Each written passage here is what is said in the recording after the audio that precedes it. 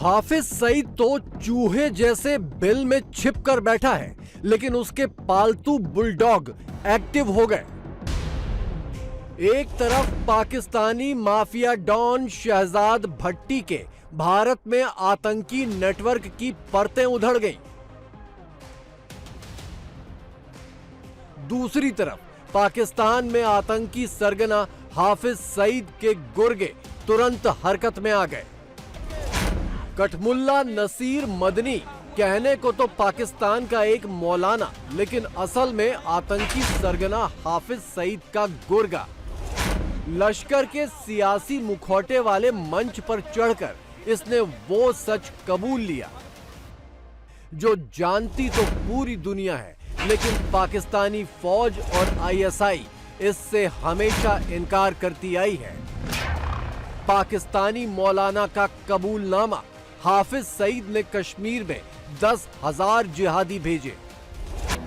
कश्मीर में हाफिज के भेजे 10,000 जिहादी तो मिट्टी में मिला दिए गए। इन जिहादियों के हैंडलर और आतंकी वारदातों के प्लानर तो पाकिस्तान में बैठे बैठे ही मिट्टी में मिल गए। अनजान गनमैन पिछले 4-5 सालों से इनके पीछे लगे हुए हैं। हिंदुस्तान के खिलाफ जिसने कभी भी कोई भी साजिश रची थी, उन सब का बारी बारी से जहन्नुम का टिकट कटता जा रहा है। टोटल नंबर 30-35 के पार हो चुका है। हाफिज सईद जैसे आतंकी आकाओं के जरिए ही पाकिस्तान दशकों से हिंदुस्तान में आतंकी भेजता रहा है।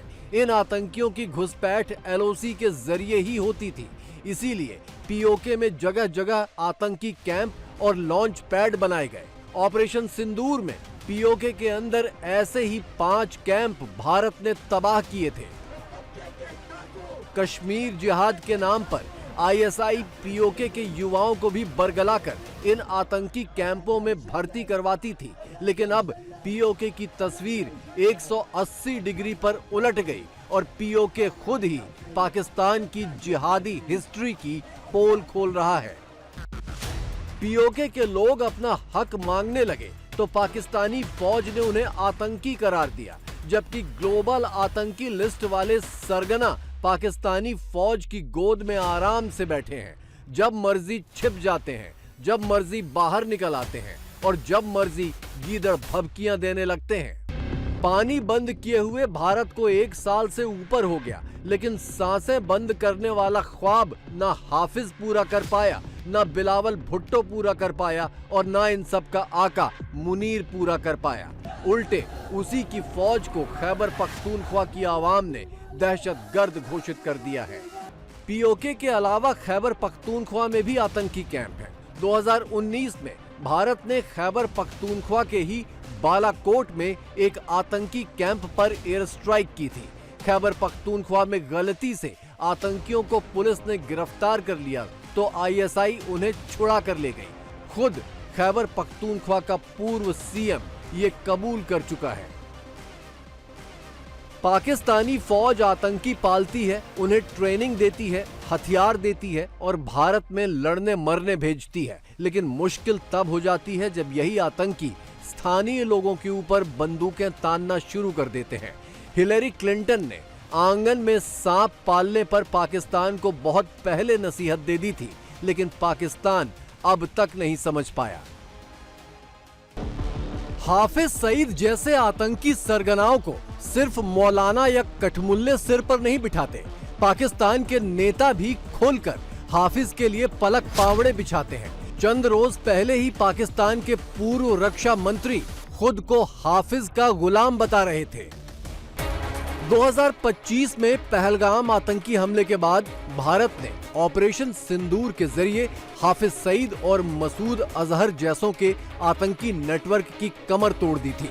एयर स्ट्राइक में पीओके और पाकिस्तान समेत कुल 9 आतंकी अड्डे जमींदोज कर दिए गए थे, जिसमें 100 से ज्यादा आतंकी मारे गए। इसीलिए पाकिस्तान अब अपनी टेरर इंडस्ट्री चालू रखने के लिए शहजाद भट्टी जैसे माफिया डॉन की मदद ले रहा है। भट्टी नेटवर्क आईएसआई की सरपरस्ती में चल रहा था।